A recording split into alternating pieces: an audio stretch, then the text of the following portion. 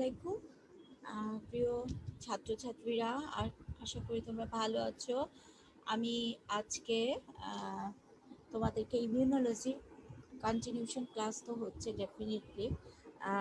গতদিন আমি পড়িয়েছিলাম cells of the immune system. তো সেদিন ক্লাসে কিছুটা অনেক লেন্দি হয়ে গিয়েছিল, আসলে ক্লাসটা পুরোটা কমপ্লিট করা যায়নি।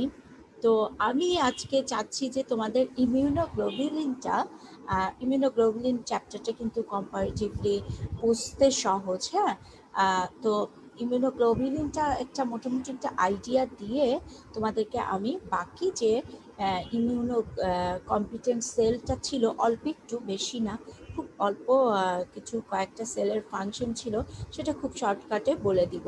তাহলে আসো আমরা শুরু করি। যে আজকে আমাদের টপিক হচ্ছে ইমিউনোগ্লোবিউলিন। ইমিউনোগ্লোবিউলিন চ্যাপ্টারটা আমি প্রথমে বলে নেই তোমাদের, যেহেতু প্রফ সামনে। ইমিউনোগ্লোবিউলিন চ্যাপ্টার কিন্তু একটা মাস্ট নো চ্যাপ্টার, ঠিক আছে? মাস্ট নো চ্যাপ্টার, কারণ এই চ্যাপ্টারটা থেকে খুব কমনলি কিছু কোয়েশ্চেন ম্যাম আপনার স্লাইড ওপেন হয়নি। স্লাইড তো ওপেন করেছি। আমি যদি শেয়ার স্ক্রিন দিয়ে আপনি হচ্ছে শেয়ার স্ক্রিনের রাইট সাইডে দেখেন শেয়ার একটা অপশন আছে। আচ্ছা,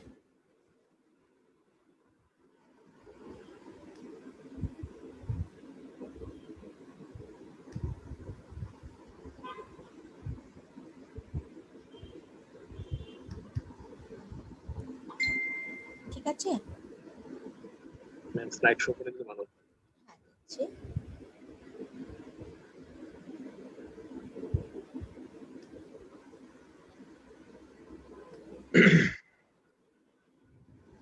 আচ্ছা, তাহলে আমরা আমাদের টপিকস থাকবে আজকে ইমিউনোগ্লোবিউলিন।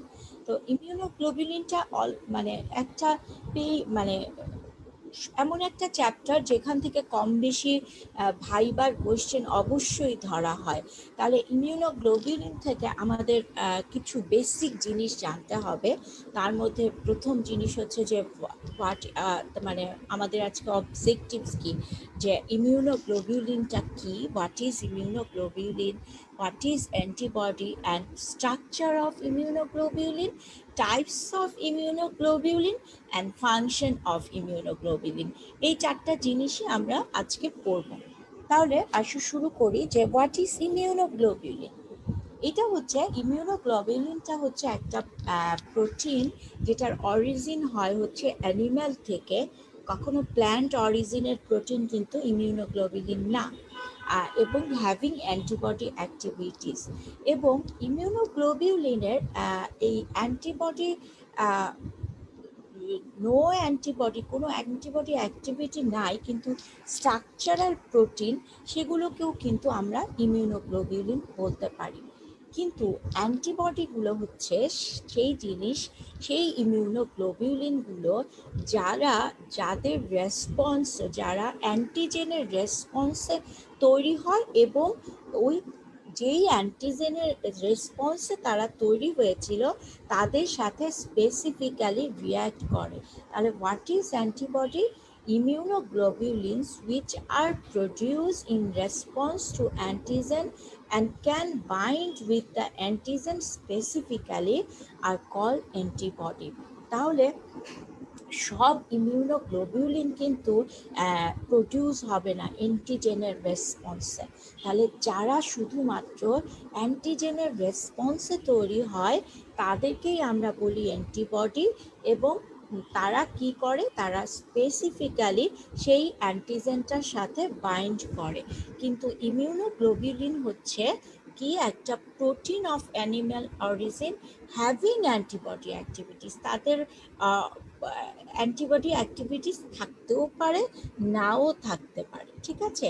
তাহলে কি হচ্ছে যে সো অল অ্যান্টিবডি আর ইমিউনোগ্লোবিউলিনস, বাট অল ইমিউনোগ্লোবিউলিন আর নট অ্যান্টিবডি। তাহলে কেন আমরা বলি না? কারণ আমাদের সিরামে প্রচুর কিছু ইমিউনোগ্লোবিউলিন থাকে যাদের কোনো অ্যান্টিবডিজ অ্যাক্টিভিটিস থাকে না। যেমন normal globulin, myeloma protein, abnormal কিছু প্রোটিন থাকে। এরা স্ট্রাকচারালি ইমিউনোগ্লোবুলিনের মতো, কিন্তু তারা অ্যান্টিজেনের রেসপন্সে তৈরি হয় না। এই কারণে সব ইমিউনোগ্লোবুলিনকে আমরা অ্যান্টিবডি বলি না।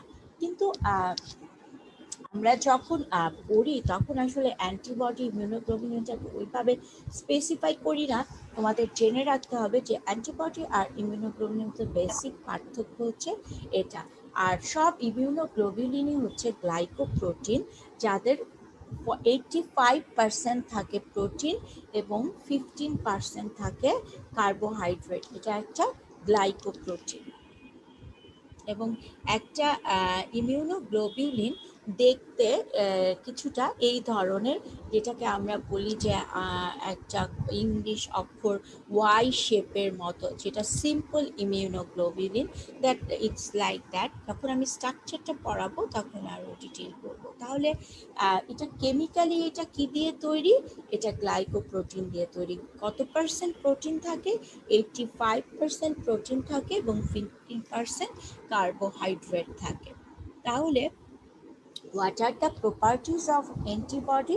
তাহলে অবশ্যই এটা স্পেসিফিক্যালি রিয়্যাক্ট করবে with the antigen that stimulated their production.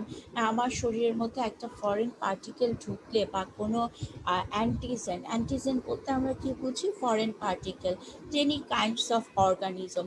যখন কোনো অ্যান্টিজেন ঢুকে তার রেসপন্সে তো একটা অ্যান্টিবডি তৈরি হয়, তাই না? যেমন ইমিউনোগ্লোবুলিন জি, ইমিউনোগ্লোবুলিন আমরা পড়েছি হিউমোরাল ইমিউনিটিতে অ্যান্টিবডি কাজ করে। তাহলে অবশ্যই রিয়্যাক্ট করতে হবে স্পেসিফিক্যালি উইথ দ্য অ্যান্টিজেন। আর দিস আর দ্য গ্লোবিউলিন। সেটা কয় ধরনের আছে? 3 ধরনের ইমিউনোগ্লোবুলিন আছে, alpha, beta and gamma immunoglobulin. Gamma গ্লোবুলিনটাকে আমরা ইমিউনোগ্লোবুলিন বলি। First line of defence. আর এটা সিনথেসিস কোথার থেকে হয়? অলরেডি তোমরা জানো, এটা বি সেল ডিফারেন্সিয়েশন হয়ে বি সেল পলিফারেশন হয়, ডিফারেন্সিয়েশন হয়, প্লাজমা সেল তৈরি হয় এবং সেটার থেকে কি হয়? অ্যান্টিবডি তৈরি হয়। তাহলে এটার অরিজিন কোথায়? অরিজিন মানে এটা আসে কোথা থেকে? বি সেল থেকে। এবং এটা কি মেডিয়েট করে? হিউমোরাল ইমিউনিটি মেডিয়েটেড করে। এবং এই যে ইমিউনো অ্যান্টিবডিগুলো আছে, এগুলো হচ্ছে 2 ধরনের। একটা হচ্ছে সিরামে থাকে, সার্কুলেশনে সিক্রেট ইমিউনো অ্যান্টিবডি, আর একটা হচ্ছে মেমব্রেন বাউন্ড অ্যান্টিবডি, যেমন মেমব্রেনের সাথে থাকে। যেমন ইমিউনোগ্লোবুলিন এম কার মেমব্রেনের সাথে থাকে?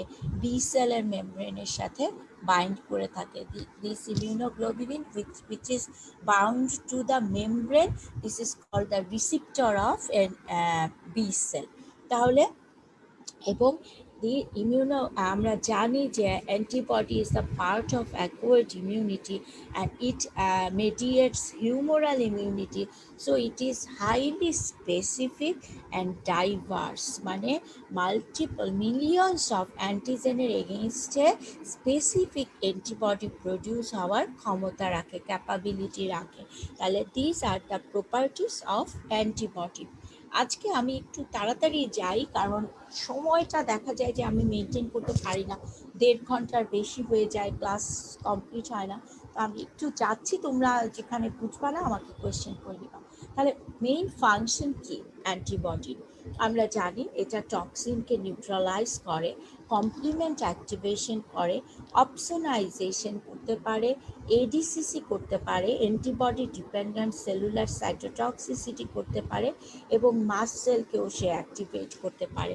এই যে দেখো কিভাবে সে নিউট্রালাইজেশন করছে, যে এই যে একটা ফরেন পার্টিকেল সেটাকে এসে এই অ্যান্টিবডির এফএবি পোর্শনের সাথে বাইন্ড করছে এবং এটাকে নিউট্রালাইজ করে দিচ্ছে। আবার অপসোনাইজেশন করছে, একটা ফরেন পার্টিকেলকে সে ধরে ফেললো তার এফএবি পোর্শন দিয়ে, তারপরে এই যে ফ্যাগোসাইটিক সেল লাইক ম্যাক্রোফেজ অথবা নিউট্রোফিল, এটা কি করলো? ওর এফসি পোর্শনের সাথে বাইন্ড করলো, ফলে ফ্যাগোসাইটিক অ্যাক্টিভিটিটা বেড়ে গেল।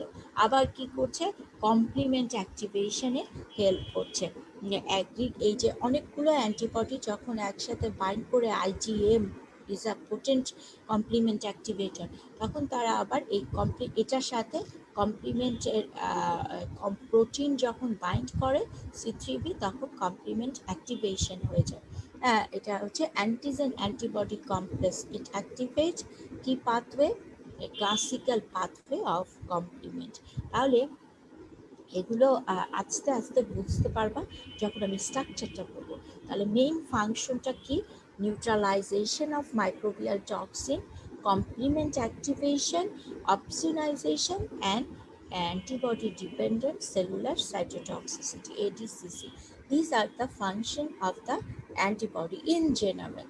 আচ্ছা, এখন আসো ইমিউনোগ্লোবিউলিনস আর অ্যান্টিবডি কয় ধরনের। আমরা সবাই এটা জানি, এটা একটা একদম পরীক্ষার হলে মাস্ট নো কোয়েশ্চেন যে what are the types of immunoglobulin. একদম চোখ বন্ধ করে বলতে হবে immunoglobulin G, immunoglobulin M, immunoglobulin A, E and D. ঠিক আছে, এভাবে কিন্তু তোমরা ভাই ভাই বলবা না, G M A E D, এভাবে কিন্তু বলা যাবে না, পুরোটা বলতে হবে ইমিউনোগ্লোবিউলিন জি, ইমিউনোগ্লোবিউলিন এম, এভাবে। ঠিক আছে, তাহলে এখন এই যে যে ইমিউনোগ্লোবিউলিনগুলো হলো, এই যে আমরা এদের নাম দিলাম, কেন নাম দিলাম, কারণ ওদের স্ট্রাকচারের মধ্যে একটা জিনিস থাকে, সেটা হচ্ছে হেভি চেইন, একটু পরেই আসবো। সেই হেভি চেইনের উপর, নামের উপর বেস করে এই ইমিউনোগ্লোবিউলিন ক্লাসগুলোর নামকরণ করা হয়। যেমন ইমিউনোগ্লোবিউলিন জি এর হেভি চেইন হচ্ছে গামা, হ্যাঁ, আর ইমিউনোগ্লোবিউলিন এম এর হেভি চেইনের নাম হচ্ছে মিউ, এর জন্য এটা আইজিএম। আলফা হেভি চেইনের নাম আলফা, এর জন্য এটার সাথে সিমিলারিটি ইমিউনোগ্লোবিউলিন এ। ডেল্টা হেভি চেইনের নাম ডেল্টা, তাই এটা immunoglobulin G. And epsilon heavy chain এবং ইমিউনোগ্লোবিউলিনটার নাম হচ্ছে ইমিউনোগ্লোবিউলিন ই। এবং এটার আবার কিছু সাব ক্লাস থাকে, সবচেয়ে ইম্পর্টেন্ট হচ্ছে ইমিউনোগ্লোবিউলিন জি এর sub class gamma 1, gamma 2, gamma 3 and gamma 4। আর বাকিগুলোর ম্যাক্সিমামেরই থাকে না, এবং এর দুটো সাব ক্লাস থাকে, আলফা 1 অ্যান্ড আলফা 2। তাহলে এই জিনিসটা একেবারে খুব ভালো মতো জেনে রাখতে হবে যে একটা কমন কোয়েশ্চেন যে ইমিউনোগ্লোবিউলিনের জি এর নাম বা এম এর নাম ইমিউনোগ্লোবিউলিন জি কেন বা এন কেন, কিসের বেসিসে নামকরণ করা হয়েছে, তখন তোমাদের বলতে হবে due to the name of the heavy chain, presence of the heavy chain. যার যেই হেভি চেইনটা আছে তাকেই সেই নামে আমরা ডাকি। ঠিক আছে, এখন আসো স্ট্রাকচার অফ ইমিউনোগ্লোবিউলিন। ইমিউনোগ্লোবিউলিনে দুইটা আইডেন্টিক্যাল হেভি চেইন থাকে এবং দুইটা লাইট চেইন থাকে। এখন এই যে আমি কিছু মলিকিউলার ওয়েট লিখেছি, এই মলিকিউলার ওয়েটগুলো কিন্তু একেবারে মুখস্থ না করতে পারলে একেবারে আহামরি কিছু না, বাধ্যতামূলক না, মনে রাখতে পারলে ভালো। 50,000 থেকে 70,000 থাকে, লাইট চেইনে 25,000 ডিএ থাকে। এইটা হচ্ছে লাইট চেইনের মলিকিউলার ওয়েট। বাট মনে রাখতে হবে কোনটা, two heavy chain, identical to heavy chain and two light chain. এবং এই দুইটা হেভি চেইন এবং দুইটা লাইট চেইন মিলে যে একটা স্ট্রাকচার দাঁড়া করায় সেটা হয় হচ্ছে ওয়াই শেপের মতো। The simplest antibody molecule has a Y shape and two heavy chain and two light chains are linked by disulphide bond. এই যে এরকম একটা ইজি ছবি দেখাই, এই ছবিটা দেখাই, এই যে দেখো, এটা হচ্ছে ওর হেভি চেইন। ঠিক আছে, একটা হেভি চেইন, এটা হচ্ছে তার লাইট চেইন। তাহলে one pair of light chain, one pair of heavy chain. ঠিক আছে, এই দুইটা মিলে এই যে ডাইসালফাইড বন্ড দিয়ে এরা প্রত্যেকটা জায়গায় আটকানো থাকে। এটাকে আমরা বলি একটা, দেখো কেমন ওয়াই শেপের মতো হয়ে গেল। এবং এখান থেকে আমি ছবিটা থেকে স্ট্রাকচারটা বুঝাই দিই। এই যে অ্যান্টিবডির এই জায়গাটা, এই পোর্শনটা, এই যে উপরের এই পোর্শনটা, এইটাকে আমরা বলি অ্যামাইনো টার্মিনাল পার্ট। কি পার্ট? Amino terminal part. এবং এই যে নিচের পোর্শনটা কনস্ট্যান্ট রিজন, এই পোর্শনটাকে আমরা বলি কার্বক্সি টার্মিনাল পার্ট, এবং এই উপরের এই জায়গাটাকে বলি আমরা এফএবি রিজন, এবং এইটাকে বলি কনস্ট্যান্ট রিজন। এখন এই কনস্ট্যান্ট রিজনে হচ্ছে হেভি চেইন থাকে এবং লাইট চেইন এই এদিকে থাকে, এবং এটা হচ্ছে লাইট চেইনের হাফ পোর্শন। একটা হচ্ছে আচ্ছা এটা পরে বলি একটু একটু করে। তাহলে হেভি চেইন আর লাইট চেইন পুরালাম, যে এটা হচ্ছে one pair of light chain and it's হচ্ছে one pair of heavy chain. ঠিক আছে, এটা হচ্ছে কার্বক্সি টার্মিনাল পার্ট, এই পোর্শনটা। এটা হচ্ছে অ্যামাইনো টার্মিনাল পার্ট, এই পোর্শনটাকে বলি অ্যামাইনো টার্মিনাল পার্টে যে পোর্শনটা থাকে এফএবি রিজন বলি, মানে ফ্র্যাগমেন্ট অফ অ্যান্টিজেন বাইন্ডিং, এবং এইটাকে বলি এফসি পোর্শন। এফসি রিসিপ্টর যেটা বলা হয় সেটাকে বলি আমরা ফ্র্যাগমেন্ট অফ ক্রিস্টালাইজেশন। তাহলে এফএবি পোর্শনটা হচ্ছে কি অ্যান্টিজেন বাইন্ডিং সাইট, আর কনস্ট্যান্ট রিজন এফসি পোর্শনটা হচ্ছে কনস্ট্যান্ট রিজন। তাহলে এটা এফএবি পোর্শন, এটা এফসি পোর্শন। এফসি পোর্শনকে কনস্ট্যান্ট রিজন বলা হয় আর এটাকে বলা হয় এফএবি পোর্শন। আচ্ছা, আরও যখন ডিটেইলে যাচ্ছি তখন আরও ভালো মতো বুঝতে পারবো। আচ্ছা, এখন আসো, এই যে দেখো, এই যে এটা হচ্ছে যে এটাকে যদি প্যাপেইন দিয়ে ট্রিট করা হয় তাহলে এইভাবে করে ভেঙে যায়। এটা এফএবি পোর্শন, এই যে এই পোর্শনটাকে অ্যান্টিজেন বাইন্ডিং সাইট, এবং এটা হচ্ছে কি এফসি, এটা হচ্ছে বাকিটা হচ্ছে এফসি এফেক্টর ফাংশন। ঠিক আছে, এখন আসো যে heavy chain and light chain জিনিসটা কি। এই যে উপরের ছবিটা আমি যে দিয়ে কার্সার দিয়ে দেখাবো, খুব ভালো মতো সেটা খেয়াল করো এবং আমার কথাটা মনোযোগ দিয়ে শোনো। এটা হচ্ছে হেভি চেইনটা হচ্ছে এভাবে, এই যে এই পোর্শনটাকে আমরা বলছি হেভি চেইন।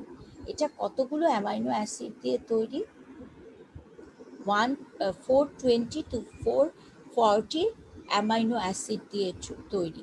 ঠিক আছে, আর এগুলো এই যে বাইন্ড করা থাকে ডাইসালফাইড বন্ড দিয়ে, এবং লাইট চেন হচ্ছে এতটুকু, এই যে লাইট চেন, এটা হচ্ছে সিম্পলিয়েস্ট ফর্মে আঁকা যাতে তোমাদের বুঝতে সুবিধা হয়। আবার এখানে এই যে ভি মানে হচ্ছে ভ্যারিয়েবল রিজন, আর সি হচ্ছে কনস্ট্যান্ট রিজন। ভি এইচ মানে হচ্ছে হেভি চেইনের ভ্যারিয়েবল রিজন, আর VCH হচ্ছে কনস্ট্যান্ট রিজনের মানে হেভি চেইনের কনস্ট্যান্ট রিজন। তাহলে এটা হচ্ছে লাইট চেইন এবং এটা হচ্ছে হেভি চেইন। এবং হেভি চেইন কয়টা অ্যামাইনো অ্যাসিড দিয়ে তৈরি? 420 to 440 অ্যামাইনো অ্যাসিড, এটা ভ্যারি করে, এবং এরা টুগেদার থাকে, আটকানো থাকে ডাইসালফাইড বন্ড দিয়ে, এবং এই দুইটা, একটা হেভি, এই যে লাইট চেইন আর হেভি চেইন আবার দুইটার সাথে আটকানো থাকে নন কোভ্যালেন্ট বন্ড দিয়ে। ঠিক আছে, আর লাইট চেইনটা হচ্ছে এইটা, দেখো এটা হচ্ছে লাইট চেইন। বাইরের এই পোর্শন কোথায় গেল?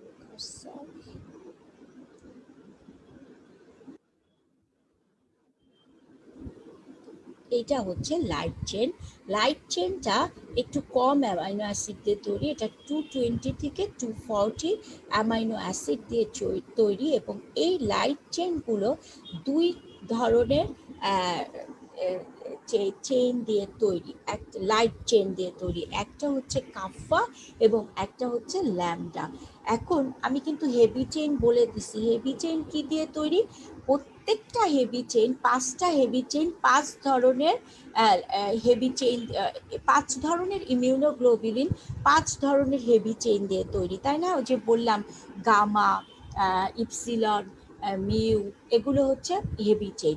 আর লাইট চেন, যেটা লাইট চেন তৈরি হয় দুটো দিয়ে, দুইটা, one pair of two types, একটা হচ্ছে কাফা, একটা হচ্ছে ল্যামডা।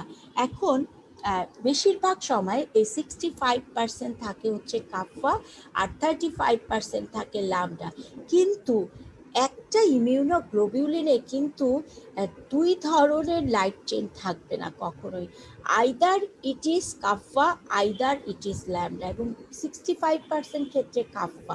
তাহলে in one immunoglobulin either two kappa chain or two lambda chains are present but never both। তাহলে আমরা কি বুঝলাম, যে ইমিউনোগ্লোবিউলিন দুই ধরনের চেইন দিয়ে তৈরি, একটা হচ্ছে হেভি চেইন, একটা হচ্ছে লাইট চেইন।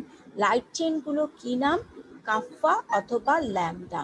তাহলে কাফা আইদার কাফা অথবা আইদার ল্যামডা দিয়ে তৈরি হবে, 65% ক্ষেত্রে কাফা দিয়ে তৈরি হয়। একটা ইমিউনোগ্লোবিউলিনে এক জোড়া কাফা থাকবে অথবা এক জোড়া ল্যামডা থাকবে, কখনোই দুইটা একসাথে থাকবে না। আর হেভি চেইন যেটা, সেটা তো বলাই বাহুল্য, হেভি চেইনটা সবসময় যে কোনো একটা হেভি চেইন দিয়ে তৈরি হবে। যদি এটা গামা চেইন দিয়ে তৈরি হয়, হেভি চেইন দিয়ে, তাহলে এটা হবে এই ইমিউনোগ্লোবিউলিন জি। যদি এটা হয় ডেল্টা দিয়ে, তাহলে হবে এটা ইমিউনোগ্লোবিউলিন ডি। যদি আলফা দিয়ে হয়, তাহলে হবে এটা ইমিউনোগ্লোবিউলিন এ। তাহলে দুইটা one pair of light chain and one pair of heavy chain দিয়ে টোটাল ইমিউনোগ্লোবিউলিনটা তৈরি, ঠিক আছে। এবং কয়টা অ্যামাইনো অ্যাসিড থাকে? একটা হেভি চেইনের মধ্যে 420 থেকে 440 পর্যন্ত অ্যামাইনো অ্যাসিড থাকতে পারে, এবং একটা লাইট চেইনের মধ্যে 220 থেকে 240 অ্যামাইনো অ্যাসিড থাকতে পারে। তাহলে এটা গেল আমার basic structure, light chain and heavy chain. এখন আমরা লাইট চেইন আর হেভি চেইনকে আবার দুই ভাগে ভাগ করব।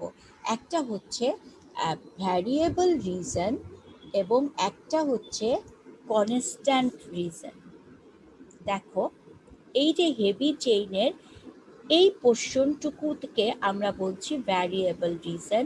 তাহলে একটা লাইট চেইনের এই পোর্শনটাকে বলছি আমরা ভ্যারিয়েবল রিজন। তাহলে ভ্যারিয়েবল রিজনটা কোথায় থাকে? ইমিউনোগ্লোবিউলিনের ওয়াই শেপটার একদম উপরে মাথায় থাকে, কারণ এই ভ্যারিয়েবল রিজনেই কিন্তু অ্যান্টিজেন বাইন্ড করে। তাহলে এইটা তো ভ্যারিয়েবল হতেই হবে, কারণ ভ্যারিয়েবিলিটি না থাকলে তো ডিফারেন্ট টাইপ অ্যান্টিজেন্টের সাথে বাইন্ড করতে পারতো না। তাহলে একটা লাইট চেনের হাফ হচ্ছে ভ্যারিয়েবল রিজন, হাফ হচ্ছে কনস্ট্যান্ট রিজন, ঠিক আছে, লাইট চেনের। তাহলে দুই ভাগে ভাগ করে ফেললাম, ঠিক আছে। তাহলে হাফ হলো ভ্যারিয়েবল রিজন, হাফ হচ্ছে কনস্ট্যান্ট রিজন। আর একটা হেভি চেইনের 4 ভাগের 1 ভাগ হচ্ছে ভ্যারিয়েবল রিজন এবং 4 ভাগের 3 ভাগ হচ্ছে কনস্ট্যান্ট রিজন। তোমাদের কি এখানে বুঝতে কোনো অসুবিধা আছে? যার অসুবিধা হচ্ছে সে মাইকটা অন করে আনমিউট করে আমার কাছে জিজ্ঞাসা করো যে কোন জায়গাটা বোঝো না। এটা কিন্তু বুঝতেই হবে। হ্যাঁ, একটা লাইট চেনের কে আমরা দুই ভাগে ভাগ করি, হাফ হচ্ছে ভ্যারিয়েবল রিজন, হাফ হচ্ছে কনস্ট্যান্ট রিজন। আর একটা হেভি চেইনের 4 ভাগের 3 ভাগ, 4 ভাগের 1 ভাগ হচ্ছে ভ্যারিয়েবল রিজন, আর 4 ভাগের 3 ভাগই হচ্ছে কনস্ট্যান্ট রিজন। এবং এইটাকে বলছি variable reason of heavy chain, variable reason of light chain, সেটাই হচ্ছে ওর ভ্যারিয়েবল রিজন। এই ভ্যারিয়েবল রিজনের আবার একটা পোর্শন আছে হাইপার ভ্যারিয়েবল রিজন। সেই হাইপার ভ্যারিয়েবল রিজন কেন বলি? এটা হচ্ছে, আচ্ছা বলি, 1/4 of heavy chain and half of light chain from the amino terminal end shows considerable variation in amino acid sequence. It is called variable reason. বোঝা গেল কথাটা?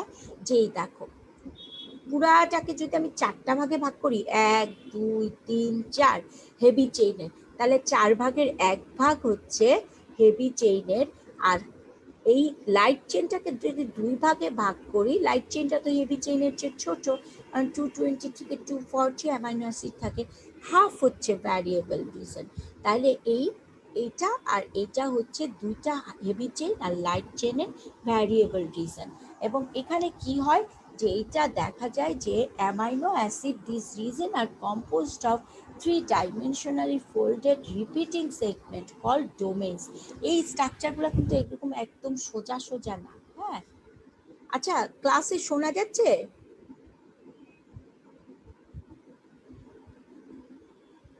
তোমরা কি শুনতে পাচ্ছ? আচ্ছা আচ্ছা, ঠিক আছে। আচ্ছা, তাহলে the regions are composed of 3-dimensionally folded repeating segment called domains. এইখানে অনেক ভ্যারিয়েশন হয়, এই অ্যামাইনো অ্যাসিড সিকোয়েন্সটা খুব ভ্যারিয়েশন করে, ফ্রিকুয়েন্টলি চেঞ্জ হয়, তাদের 3-ডাইমেনশনাল ডোমেইনটা চেঞ্জ হতে থাকে, এর জন্যই এটাকে আমরা বলি variable reason. Most heavy chain consists of 1 variable and 3 constant domain.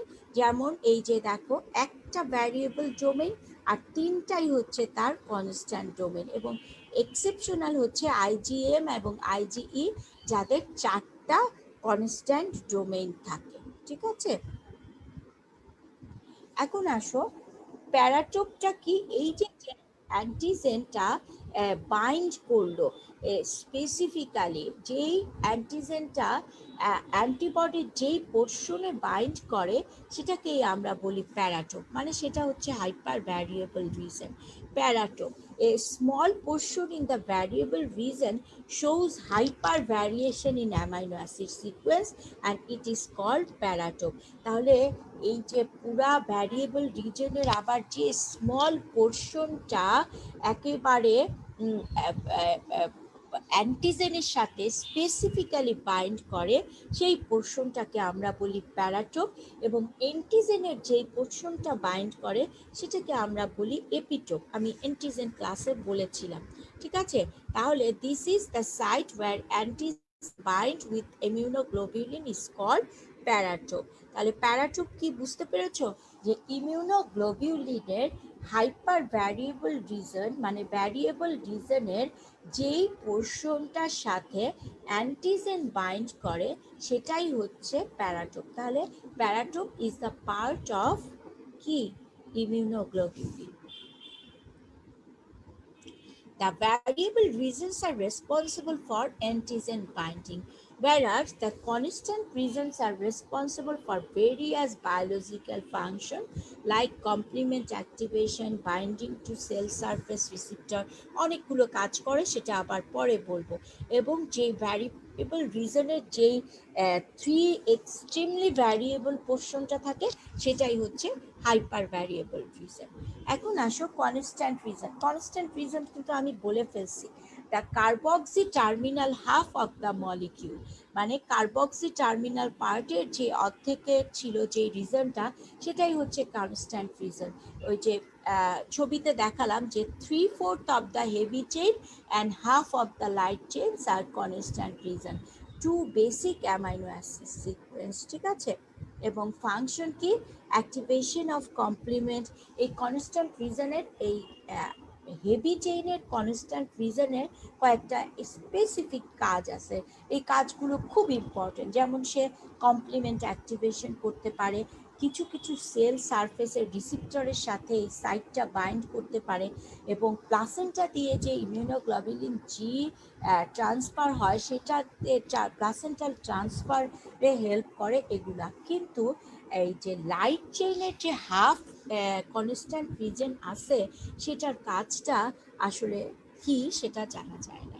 তাহলে হিঞ্জ রিজনটা কি, এই দেখো, এই যে হিঞ্জ রিজন হচ্ছে যে এই যে হেভি চেইনের যেই পোর্শনটা, লাইট চেইন আর হেভি চেইনের মাঝখানে যে বাইন্ডিংটা ছিল সেটাই হচ্ছে hinge portion. Flexible amino acid stretch present between heavy chain link by disulphide bond. Heavy চেইনের মাঝখানে যে বন্ডটা থাকে ডাইসালফাইড বন্ড, সেটাই আমরা বলি Hinge reason. High content of proline and hydrophobic residues, flexibility assists in its initiation of complement cascade. এগুলো দরকার নাই এতটা জানার। এই যে দেখো, যদি আমরা প্যাপেইন দিয়ে এটাকে ট্রিট করি তাহলে দেখা যায় যে একটি ইমিউনোগ্লোবিউলিন এইভাবে ভেঙে যায়। কোথা থেকে ভাঙে? এই যে কনস্ট্যান্ট রিজন আর মানে হেভি চেইনের এই যে হেভি চেইন ছিল, এখান থেকে এটা প্যাপেইন দিয়ে ট্রিট করলে ঠিক FAB portion and FC portion আলাদা হয়ে যায়। এটাকেই বলে প্যাপেইন ক্লিভেজ। ঠিক আছে, just above the interchange disulphide bond এভাবে করে এফএবি ফ্র্যাগমেন্ট হয়ে যায় এবং এফসি ফ্র্যাগমেন্ট হয়ে যায়, দুইটা ফ্র্যাগমেন্টে ভাগ করে। এবং এফএবি ফ্র্যাগমেন্টকে আমরা বলি কি বলি, এটাকে fragment of antigen binding site, এবং এটাকে বলি ফ্র্যাগমেন্ট অফ ক্রিস্টালাইজেশন। কেন ক্রিস্টালাইজেশন বলা হয়? এইটাকে যখন এরকম ট্রিট করা হয় প্যাপেইন দিয়ে, এই এফসি পোর্শনটাকে এরকম ক্রিস্টালের মতো হয়ে যায়, ক্রিস্টাল লাইক স্ট্রাকচার দেওয়া হয়, এই জন্য এটাকে আমরা বলি ফ্র্যাগমেন্ট অফ ক্রিস্টালাইজেশন।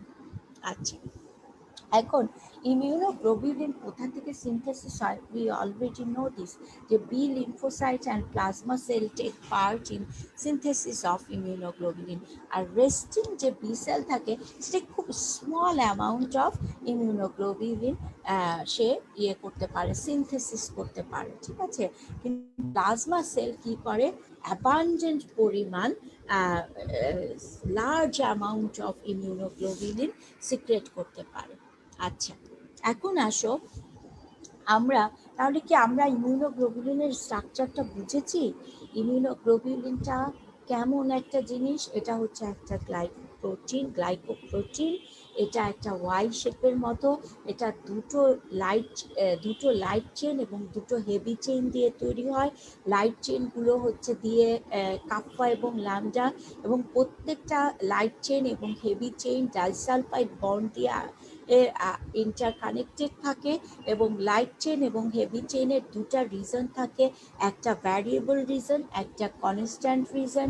এবং এই ভ্যারিয়েবল রিজন পোর্শনটাকে আমরা বলি অ্যামাইনো টার্মিনাল পার্ট, এবং কনস্ট্যান্ট রিজনটাকে আমরা বলি কার্বক্সি টার্মিনাল পার্ট, যেটা কনস্ট্যান্ট রিজন থাকে হেভি চেইনের।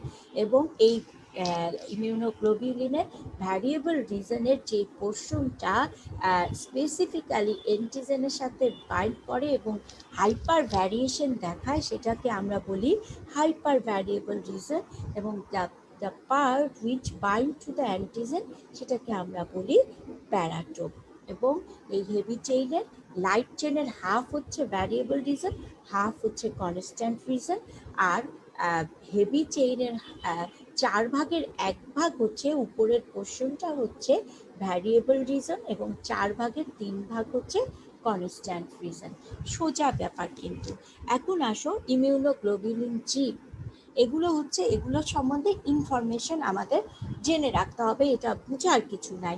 এটার হাফ লাইফ হচ্ছে 23 days, এটা longest among all the immunoglobulin, এবং এটা হচ্ছে সবচেয়ে বেশি abundant immunoglobulin in the serum. 80% of total ইমিউনোগ্লোবিউলিনের মধ্যে 80% হচ্ছে ইমিউনোগ্লোবিউলিন জি। এবং ইমিউনোগ্লোবিউলিনের জি এর আমি বলেছিলাম যে 4টা সাব ক্লাস থাকে, IG G1, G2, G3 and G4। এর মধ্যে এই প্লাসেন্টা ক্রস করতে পারে না শুধু immunoglobulin G2, G1, G3, G4। Immunoglobulin G1, immunoglobulin G3 এবং G4 প্লাসেন্টা ব্যারিয়ার ক্রস করতে পারে, এবং একমাত্র কমপ্লিমেন্ট অ্যাক্টিভেশন করতে পারে না হচ্ছে 4, আর বাকি সবগুলো কমপ্লিমেন্ট অ্যাক্টিভেশন করতে পারে। এবং অপশনাইজেশন করতে পারে কোনটা? IgG1 এবং IgG3 সবচেয়ে বেশি high affinity for Fc receptor of phagocytosis. তার মানে কি, এই IgG1 এবং G3 যে এফসি পোর্শনটা আছে সেইখানে খুব অ্যাফিনিটি থাকে কার বাইন্ড করার জন্য? ফ্যাগোসাইটিক সেলের জন্য। এর জন্য এটা খুব ভালো অপশনাইজেশন করতে পারে। ইমিউনোগ্লোবিউলিনটার একটাই ফর্ম, মোনোমেরিক ফর্ম, এটার কোনো ফর্ম থাকে না, ডাইমেরিকও থাকে না, পেন্টামেরিকও থাকে না, এটা হচ্ছে অনলি মোনোমেরিক ফর্মে থাকে। এবং what is the biological activity of immunoglobulin G? এটা হচ্ছে এটা সেকেন্ডারি ইমিউন রেসপন্সে সবচেয়ে বেশি থাকে এবং লঙ্গার পিরিয়ডে থাকে সেকেন্ডারি ইমিউন রেসপন্সে, এবং এটা মাইক্রো অর্গানিজমের এগেনস্টে প্রোটেকশন দেয় এবং ইন্ট্রা এবং এক্সট্রা ভাস্কুলার কম্পোনেন্ট দুটোতেই থাকতে পারে, এবং একমাত্র ইমিউনোগ্লোবুলিন যেটা প্লাসেন্টা ক্রস করতে পারে এবং ন্যাচারাল প্যাসিভ ইমিউনিটি দেয় টু দ্য নিউবর্ন, এবং takes part in precipitation, complement fixation, neutralization of toxin and virus, and bind to microorganism and facilitate the process of phagocytosis. তাহলে এটা কি কি অ্যান্টিজেন অ্যান্টিবডি রিয়াকশন যেগুলো বলেছিলাম না আমরা, তার মধ্যে প্রিসিপিটেশন করতে পারে, পার্টিসিপেট করে এবং কমপ্লিমেন্ট ফিক্সেশন করতে পারে। এখন আসো ইমিউনোগ্লোবুলিন এম, এটা কত পার্সেন্ট থাকে? 5 to 8% থাকে টোটাল সিরাম ইমিউনোগ্লোবুলিনের মধ্যে। এটা ইন্ট্রাভাস্কুলারি ডিস্ট্রিবিউশন হয়, হাফ লাইফ মাত্র 5 days, এবং এটা দুইটা ফর্মে থাকে। সিরামে থাকে পেন্টামেরিক ফর্মে। পেন্টামেরিক ফর্ম মানে কি? পেন্টামেরিক ফর্ম মানে হচ্ছে এই যে এটার 5টা হাত থাকে, 1 2 3 4 5, তাহলে বাইন্ডিং সাইট কোনটা কয়টা? এই যে একদম 10টা, 5টা পেন্টামেরিক ফর্ম, এটাকে আমরা বলছি পেন্টামেরিক ফর্ম। মোনোমার এবং পেন্টামার, এবং মোনোমার থাকে হচ্ছে সারফেস অফ বি সেলে, আর পেন্টামার থাকে কোথায়? ব্লাড সার্কুলেশনের মধ্যে থাকে, এবং একটা কি থাকে? একটা জে চেইন থাকে, এক্সট্রা ডোমেইন জে চেইন। ঠিক আছে, তাহলে immunoglobulin এমটা 2 heavy chains, 2 light chains, either kappa or lambda. Heavy chains are larger than those of immunoglobulin G, but about corresponding to an extra domains on a constant region. দরকার নাই, শুধু মনে রাখো যে immunoglobulin M দুইটা ফরম্যাটে থাকে, একটা হচ্ছে মোনোমেরিক ফর্ম আর একটা হচ্ছে পেন্টামেরিক ফর্ম, এবং মোনোমেরিক ফর্মটা কোথায় থাকে? Surface of the B cell, B lymphocyte, আর পেন্টামেরিক ফর্মটা কোথায় থাকে? সার্কুলেশনে থাকে। ঠিক আছে, পেন্টামার মানে হচ্ছে 5টা, ওর 5টা হাত থাকবে এবং একটা এক্সেসরি জে চেইন থাকবে। এটা কি? ফাস্ট ইমিউনোগ্লোবুলিন, যেটা কি করে? এটা যেটা একদম অ্যাকিউট ইনফেকশনে বা রিসেন্ট ইনফেকশন ইন্ডিকেট করে।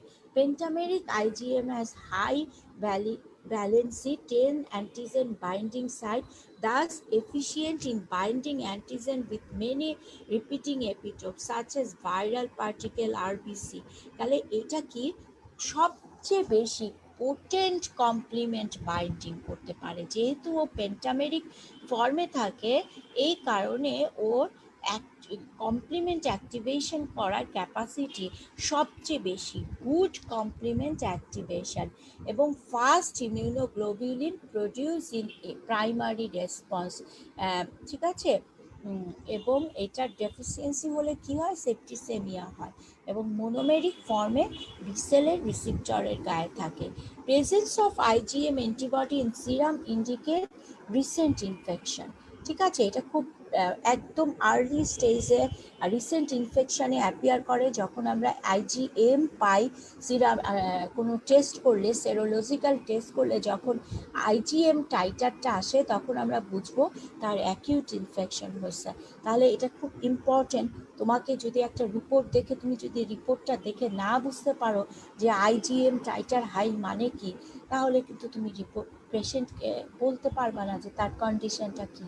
তাহলে it indicates the recent infection, এবং first immunoglobulin to be synthesized by a neonate in about 20 weeks of age, এবং কিন্তু এটা প্লাসেন্টা ক্রস করতে পারে না।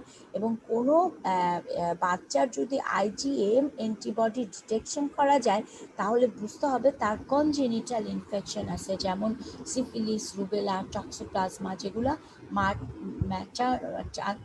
মানে ভার্টিক্যাল ট্রান্সমিশন হয়। এবং এরপরে আসো ইমিউনোগ্লোবুলিন এ। এটাকে আমরা বলি secretory immunoglobulin and serum immunoglobulin, দুটা ফর্মে থাকে। এটা হচ্ছে second most abundant immunoglobulin, 10 to 15% of serum immunoglobulin. এবং এটা কি কাজ করে,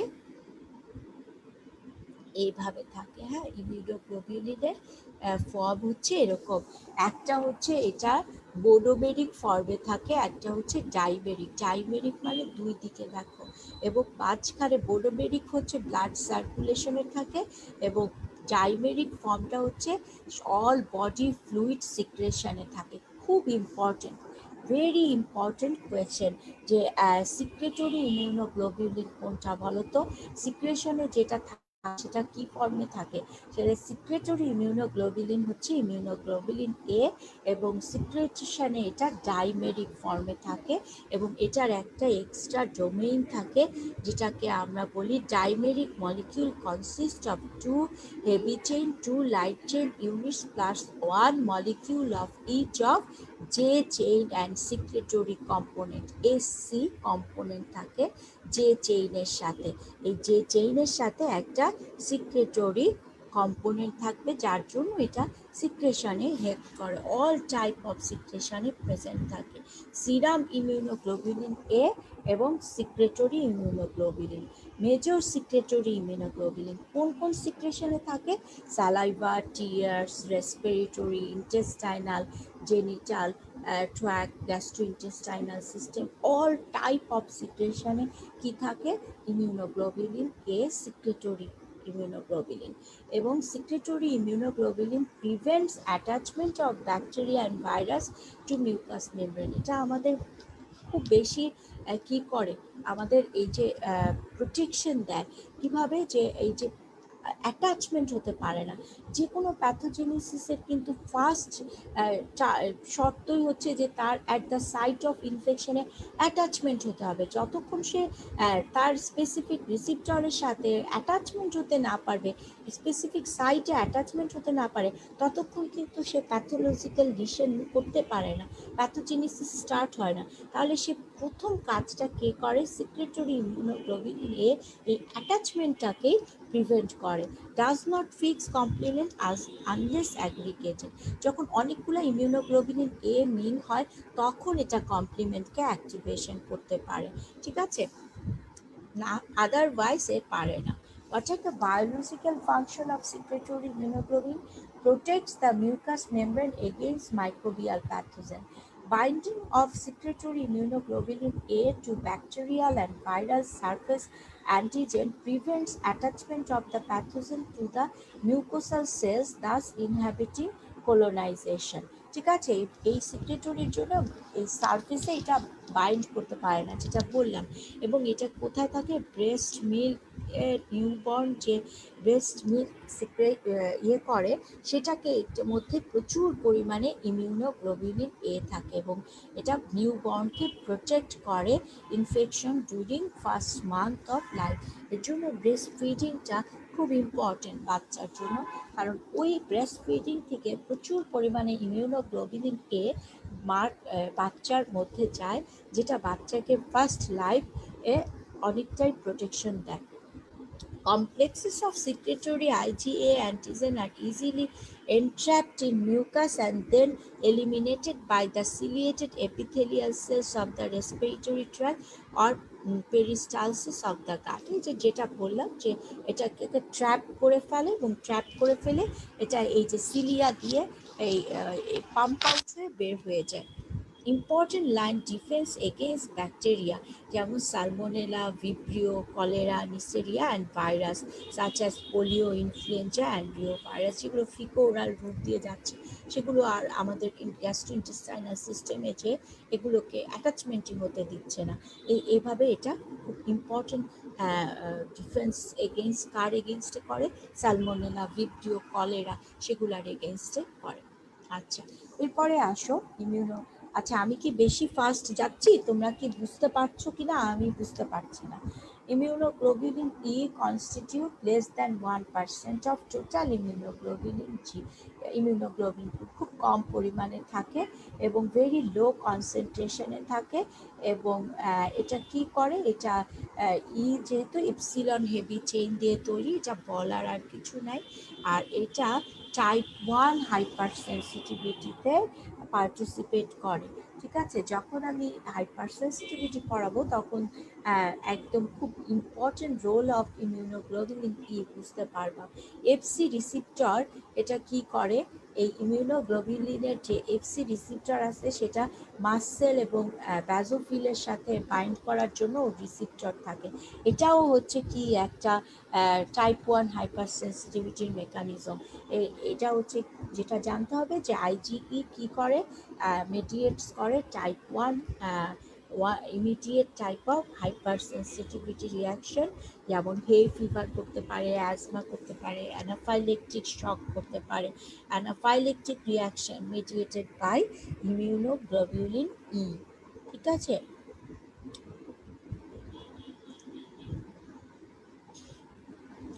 এরপরে আসো ইমিউনোগ্লোবুলিন ডির ফাংশনটা আসলে আমাদের এত জানা নাই, এবং এটা হচ্ছে কি করে, এটা ইমিউনোগ্লোবুলিন ডিটা হচ্ছে লেস দ্যান 1% থাকে, খুবই কম পরিমাণে থাকে, হাফ লাইফ হচ্ছে মাত্র 2 to 3 days, এবং এটা এই মলিকুলার ওয়েট পড়ার দরকার নাই। যা তোমরা যতটুকু জানবা যে ইমিউনোগ্লোবুলিনের এম এর সাথে এটা বি সেলের সারফেসের রিসিপ্টরের সাথে বাইন্ড করে থাকে।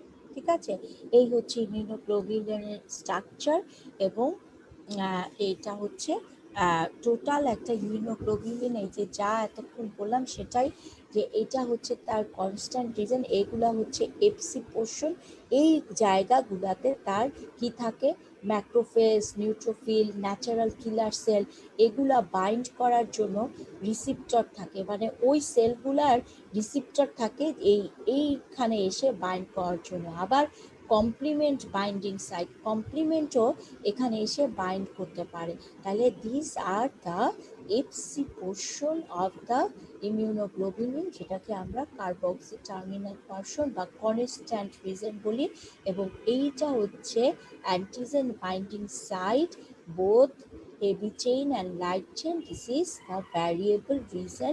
It is the FAB portion বা অ্যামাইনো টার্মিনাল পোর্শনের, এটাকে আমরা বলি FAB রিজন। তাহলে এতটুকুই হচ্ছে তোমাদের ইমিউনোগ্লোবুলিন চ্যাপ্টারটা। ইমিউনোগ্লোবুলিন চ্যাপ্টারটা কিন্তু খুব বেশি কঠিন না। আর একটা জিনিস পড়বো আমি, যে biological function of FC portion of immunoglobulin. এটা আমি কিন্তু স্ক্যাটারলি বলেছি, কিন্তু একটু কনসাইজ করে যদি একসাথে পড়ো তাহলে তোমাদের একটা কোয়েশ্চেন ধরতে পারে, what is the biological function of constant region বা এফসি পোর্শন অফ ইমিউনোগ্লোবুলিন। তাহলে ফ্যাগোসাইটিক সেলস যেমন macrophage and neutrophils have receptor for FC portion of immunoglobulin G, thereby they can bind with opsonise particle, তাহলে অপসোনাইজেশনে help করছে। আরেকটা হচ্ছে কি, one group of natural killer cell have got receptor for FC portion of immunoglobulin G and can bind with opsonise particle, যেটাকে আমরা বলি antibody dependent cellular cytotoxicity. Mast cell and basophil have got receptor for FC portion of IgG. তাহলে মাস আইজিইর জন্য কি receptor থাকে, আইজিজির সাথে কোন সেলের জন্য রিসিপ্টর থাকে, মাস সেল অ্যান্ড ব্যাজোফিলের, এবং they can participate in type 1 hyper sensitivity. FC portion of immunoglobulin G and immunoglobulin M can got receptor for complement and can activate classical pathway of complement activation. এই IgG IgM দুটোই কিন্তু complement activation করতে পারে। তার মধ্যে বেশি শক্তিশালী হচ্ছে immunoglobulin M, more potent because they have 5 arms, they are pentameric form. তো এই দুটোই কি করে, ক্লাসিক্যাল পাথওয়েকে অ্যাক্টিভেশন করতে পারে। ঠিক আছে, এটাই হচ্ছে আমাদের আজকের আমরা এই ইমিউনোগ্লোবুলিনের টোটাল পড়াটা আমরা পড়লাম। এর বাইরে তোমাদের ইমিউনোগ্লোবুলিনে আর কোনো কোয়েশ্চেন কিন্তু তেমন করার নাই, ঠিক আছে। এখন আমরা, আচ্ছা তোমরা, আমি না এখানে আমি কিন্তু কিচ্ছু দেখতে পাচ্ছি না, মানে আমাকেও আমি দেখতে পাচ্ছি না। এখন আমি বুঝতে পারতেছি না তোমরা বুঝলা কিনা বলো।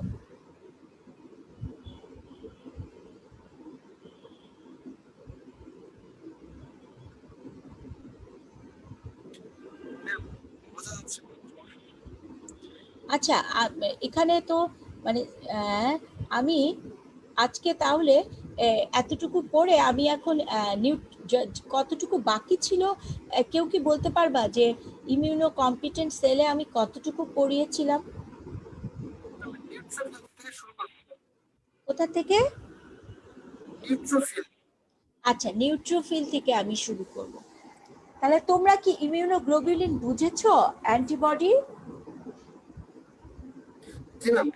আচ্ছা তাহলে এখন তোমরা important questions for proof viva যদি তোমরা রাইট ডাউন করো তাহলে তোমাদের কি কি লিখতে হবে, কি কি পড়তে হবে, জানতে হবে, সেটা হচ্ছে যে ইমিউনোগ্লোবুলিন কাকে বলে, অ্যান্টিবডি কাকে বলে, definition of immunoglobulin and definition of antibody, তারপরে হচ্ছে structure of immunoglobulin, types of immunoglobulin and function of all types of immunoglobulin and আরেকটা হচ্ছে যে এফসি পোর্শন বা কনস্ট্যান্ট রিজনের function, biological function of FC region. ঠিক আছে, তাহলে আশা করি তোমরা বুঝতে পেরেছ। এখন আমি গত ক্লাসে একটু পজ নেই, গত ক্লাসে আমি কি পড়িয়েছিলাম, cells of the immune system. It's one of the most important chapter for viva. হ্যাঁ, তার মধ্যে আমি পুরোটা শেষ করতে পারিনি। আমি আজকে যেটা পড়াবো সেটা হচ্ছে নিউট্রোফিল। নিউট্রোফিলের আগ পর্যন্ত আমি পড়িয়েছিলাম। নিউট্রোফিল তো কিছুই না, নিউট্রোফিল আমরা জানি কোথায় অরিজিনেট করে, বোন ম্যারোতে করে। নিউট্রোফিলের ফাংশন কি, ফ্যাগোসাইটোসিস করা, এবং এটা ডাইরেক্টলি কিল করে বাই ইন্ট্রাসেলুলার কিলিং মেকানিজম। যে মানে এক্সট্রা সেলুলার অর্গানিজমগুলো আসে, যে কোনো কমন ব্যাকটেরিয়া ভাইরাস, ব্যাকটেরিয়া সেগুলো ভাইরাস সেগুলোকে সে কী করে, একদম নন স্পেসিফিক্যালি তার টোল লাইক রিসিপ্টর দিয়ে রিকগনাইজ করে এবং ফ্যাগোসাইটোসিস করে দেয়। ইন হোয়াট, কোথায়, ইনেট ইমিউনিটিতে। এবং এটা কি করে, কিছু এনজাইম রিলিজ করতে পারে, সেই এনজাইমগুলোকে বলি আমরা proteolytic enzyme, release of granular contents. যে প্রোটিওলাইটিক এনজাইমগুলো আবার অনেক সময় কি করে, সেল ডিস্ট্রাকশন করে দেয়। ঠিক আছে, এবার আসো ইসোনোফিল। এটাও অরিজিন হয় কোথায়, বোন ম্যারোতে। ফ্যাগোসাইটোসিস করতে পারে ডাইরেক্টলি, কিন্তু এই ইসোনোফিলের ফ্যাগোসাইটোসিসটা অত পোটেনশিয়াল না। এর জন্য ইসোনোফিল যে ফ্যাগোসাইটিক সেল, এটা আমরা বলি না তোমাদেরকে, এটা বলার দরকার নাই।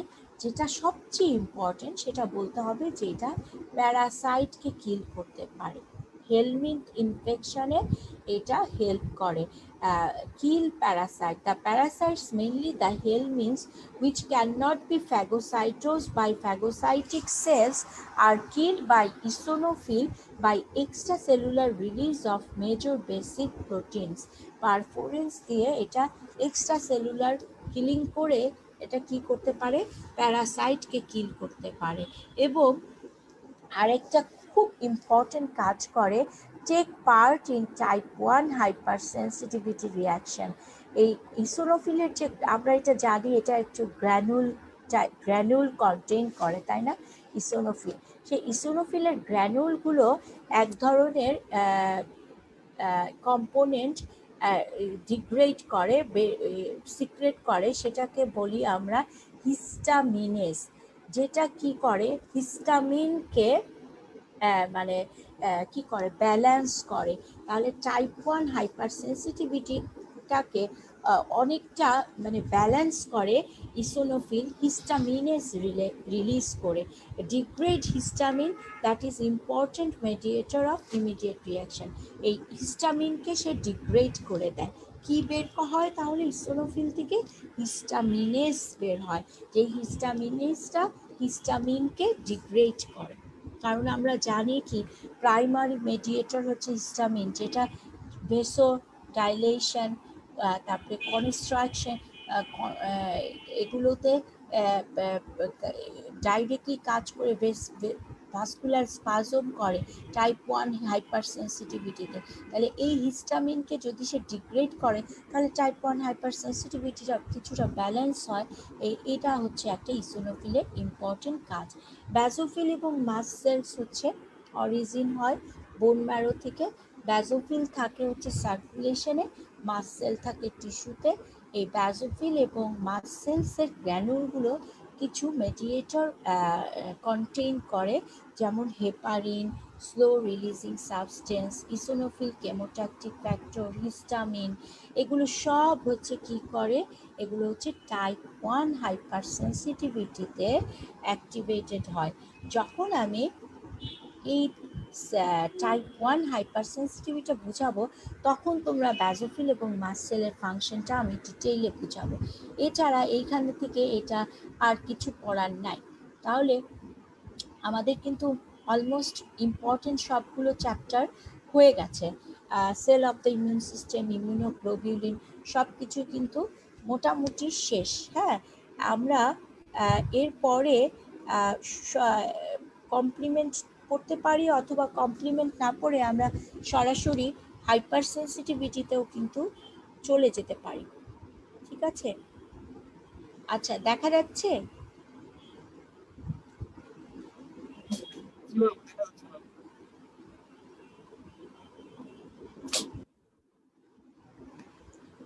তাহলে আমাদের ইম্পর্টেন্ট, আমি কি আর 5 মিনিট পাবো ক্লাসের সময়? আচ্ছা, তাহলে আমি আমি নেক্সট ক্লাসে তোমাদের কোয়েশ্চেন আনসার একটা পর্ব রাখতে পারো তোমরা, যে এখন পর্যন্ত বেসিক ইমিউনোলজি কিন্তু মোটামুটি শেষ। বেসিক ইমিউনোলজির মধ্যে আমাদের immune system, innate immunity, acquired immunity, mechanism of acquired immunity, antigen, cells of the immune system এবং ইমিউনোগ্লোবিউলিন কিন্তু শেষ। তাহলে এইটা এই পর্যন্ত পড়ে তোমাদের কি কি জিনিস তোমরা বুঝতে পারো নাই সেটা আমি যদি সল্ট আউট করি বা তোমাদেরকে আনসারগুলো আমি বুঝাই দিই, তোমরা যে জায়গাগুলো বুঝো নাই, তখন এরপরে আমি ক্রস রিলেটেড কোয়েশ্চেন্সগুলো আলোচনা করব। এবং তারপরে আমি হয় হাইপার সেন্সিটিভিটি প্রথমে শেষ করে দিব, তারপরে আমি ক্রস রিলেটেড কোয়েশ্চেনগুলো তোমাদের একদম চ্যাপ্টার ওয়াইজ আলোচনা করে দিয়ে ইমিউনোলজি তোমাদেরকে শেষ করে দিব। এরপরে তোমরা প্রিপারেশন নিতে থাকবা এবং কোয়েশ্চেনগুলো যেগুলো বুঝবা না সেগুলো আমাকে আবার জানাবা, ফিডব্যাক দিবা, আমি তোমাদেরকে আবার বুঝিয়ে দেওয়ার চেষ্টা করব। তাহলে আজকে আমি এখানে শেষ করব, ঠিক আছে?